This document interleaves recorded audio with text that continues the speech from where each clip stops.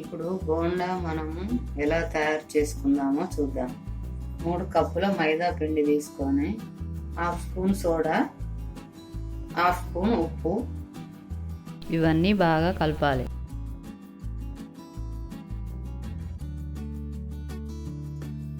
ఏ కప్తో అయితే తీసుకున్నామో ఆ కప్తో 1 కప్పు పెరుగు వేసి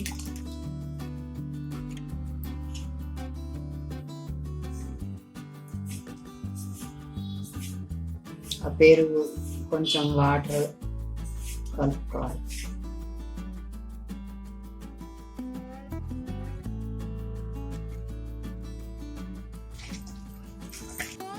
ఇలా గట్టిగా కలుపుకొని రాత్రి అంతా నానబెట్టాలి.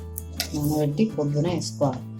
నైట్ నానబెట్టిన మైదా, పెరుగు, ఉప్పు, సోడా వేసి నానబెట్టాము. 1 స్పూన్ జీలకర్ర, 4 పచ్చిమిరపకాయ, 1 అల్లం ముక్క, 3 కలిపి ఒక 10 మినిట్స్ అలా పెట్టి వేసుకోవాలి.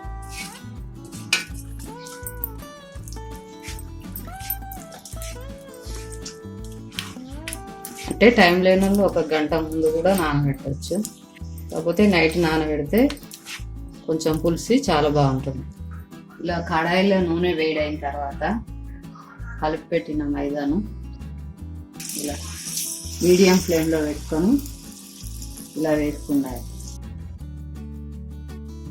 చెయ్యి ఒక్కొక్కసారి వాటర్లో కలుపుకొని మనకి ఎన్ని పడితే అన్నీ వేసి ఇలా తీసుకుంటుంది. కొంచెం మంట పెద్ద వేసి అంతటా కాలేటట్టుగా తిప్పుకుందాం.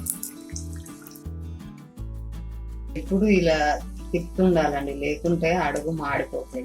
బాగా ఎర్రగా వేగేదాకా ఇట్లా కదిలిస్తుంది, చుట్టూ తిప్పుతూ ఉండాలి. ఇలా బాగా కాలిన తర్వాత తీసుకోవాలి. ఇలా అంతా అయిపోయినాక టిష్యూ పేపర్లో వేసుకోవాలి. ఏదైనా ఎక్స్ట్రా ఆయిల్ ఉంటే దీన్ని పోతుంది, పిలిచేస్తాను. వేడి మైసూర్ బోండా రెడీ. కొబ్బరి చట్నీతో ఎంతో బాగుంటుంది. నా ఛానల్ను సబ్స్క్రైబ్ చేయండి, బెల్ కొట్టండి, లైక్ చేయండి, కామెంట్స్ పెట్టండి, షేర్ చేయండి.